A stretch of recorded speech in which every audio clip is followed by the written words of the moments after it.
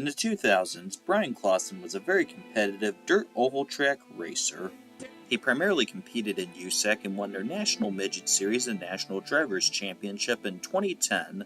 Clauson also won the prestigious Turkey Night Grand Prix in 2009 and 2010. For 2011, he would continue to compete in open-wheel racing, but it would be in paved track formula cars, similar to what competed in the IndyCar series. That year, he competed in the 6 oval events for the Indy Next Championship. Clauson had a best finish of 3rd place at Iowa and finished on the lead lap in 4 races. In 2012, he advanced to IndyCar in a big way, doing the Indianapolis 500. Clauson would drive for Sarah Fisher Hartman Racing. During practice, Clauson and fellow rookie teammate Joseph Newgarden, the team's regular driver, were very quick. It was reasonable to think Clauson would qualify well on pole day. There are a lot of people as Sarah waves the green flag that wish this young driver very, very good things in his career. He participated in the Firestone Freedom 100 for the Indy Light Series last year here in Indianapolis, but this is his first time in the big cars, so to speak. He's sponsored, just picked up a sponsor a couple of days ago, Angie's List. Now, we do have the top 9 qualifiers right now, so from this point on, we'll be bumping into the top 9. And Bobby just broke 230 on his trap, so he has a nice lap going that was into turn 3 and actually pretty solid into turn 1 as well at 227, so this is coming together nicely. First lap, 224.056. Good lap for Bryan. Yeah. Look at the reaction. Headed for the white flag. One more tour of the 2.5-mile oval, and Sarah roots Bryan Clauson on. Here's the 3rd lap. It is 223.599. So again, and he's in trouble. No. Man. Final lap. He hit the wall. Clauson crashes. Man. On the final. That's too bad. You all right, buddy? You all right? Going.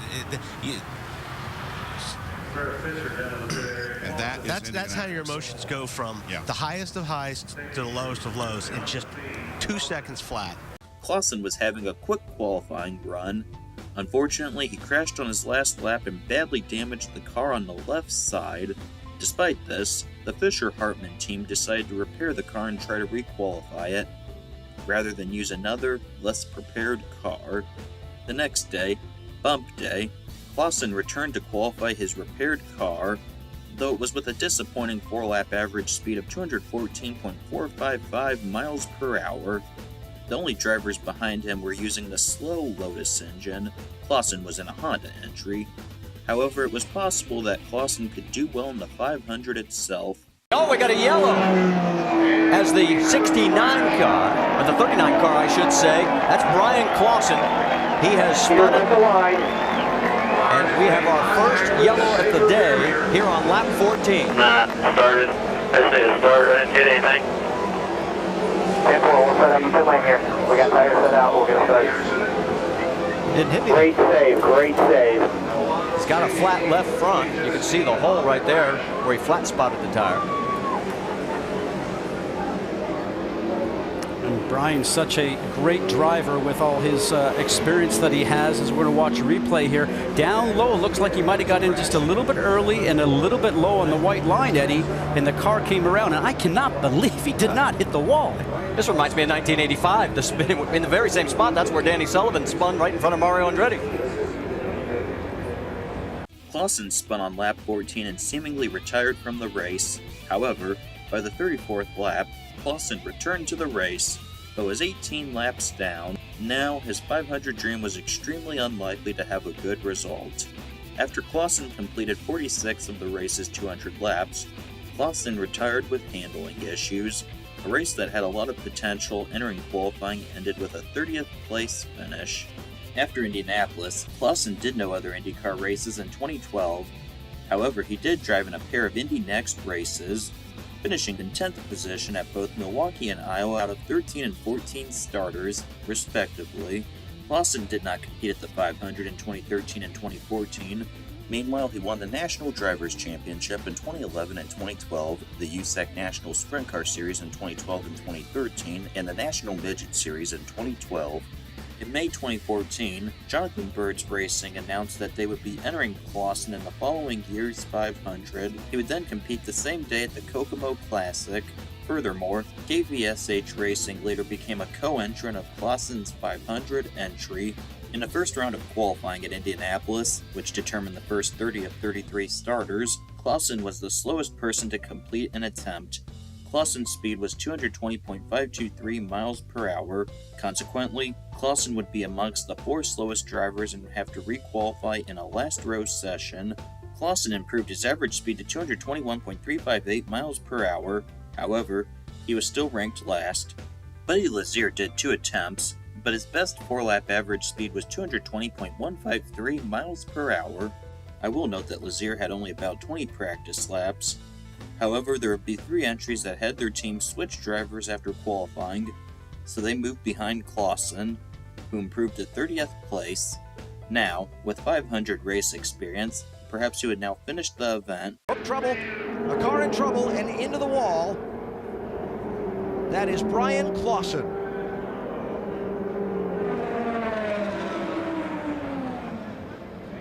It's so difficult when you don't do a lot of races in these cars to turn up at Indy. Clauson, the short tracker, carrying the hopes of all the local dirt trackers, making his second appearance in the 500. And his race ends with his car into the wall. And you see the safety team already there. Now watch this, the 88 of Bryan Clauson. As we roll through here, just watch, he's already a little bit high. I think what he was trying to do was trying to give some space to the cars behind because he's been off pace just a little bit. Once you get into that gray section, you lose all grip there. There's no black, there's no rubber, and then he just loses grip, goes up into the wall. But give him credit. He's a guy that comes here once a year. He's only been here twice, and you know, he is a 2-time winner of the National Sprint Car Championship, and I watched a little bit of him on television this past winter, knowing that he was coming here again, and those guys can drive cars with high horsepower, no grip sideways. I mean, I'm really impressed with his talent. Absolutely. He was just in the wrong place. You need to be very egotistical when you're going around turn 4. You don't give anybody any room. That line is yours. If they want to, they can pass on the outside. For the second time in 2 races at Indianapolis, Clauson caused a caution period. This time, he crashed, and it was while he was 2 laps down on the 64th lap. Clauson finished in 31st position again. Clauson's next IndyCar race would be Indianapolis the next year with Byrd, who now partnered with Dale Coyne Racing. On the first qualifying day, Clauson was ranked in 22nd place with an average speed of 227.110 miles per hour. For the second day, he re-qualified during the session for drivers in 11th to 33rd rankings. During it, Clauson's speed dropped to 225.266 miles per hour, which meant that he would start 28th. Unfortunately, by lap 39 of the race, leader Ryan Hunter-Reay had lapped Clauson. 7 laps later, there was a caution period for debris, and Clauson remained on the track as the leaders made pit stops. By passing them, Clauson got back onto the lead lap. Then Sage Karam crashed on the 94th lap and caused a caution time. Leader Helio Castroneves pitted 3 laps later. Along with most other drivers, Clauson decided to do an alternate strategy and moved into the lead from laps 97 to 99 before he pitted himself on lap 100. At the halfway point of the race, Clauson was still on the lead lap. With 51 laps remaining, Lazier lost a wheel and caused a caution. During a pit stop sequence, Clauson was in 18th place at that moment, but still had to stop. He would run out of fuel and needed emergency service. Unfortunately, the fueler kept their hose in the car too long, so leader Carlos Munoz got past him. Clauson was now 1 lap down in 23rd. Within the final 3 laps, Clauson needed to pit a final time so that he would have enough fuel to finish the race.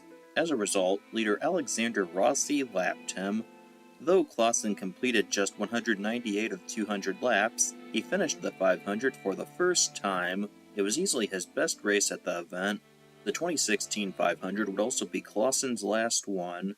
Now Now at 5, mourning the loss of Indiana's own race car driver, Bryan Clauson. And we have team coverage tonight from RTV6's Derek Thomas and Brad Brown. We start with Brad, who spoke with fellow drivers today. Brad. Erica, good afternoon. The Indianapolis Motor Speedway may have been the biggest track that Bryan Clauson raced on, but he made his name across the Hoosier State and all over the nation by grinding it out night after night, far from the Brickyard's grandeur. His fellow drivers are showing a ton of respect for a young racer who had perhaps just begun to show us his potential.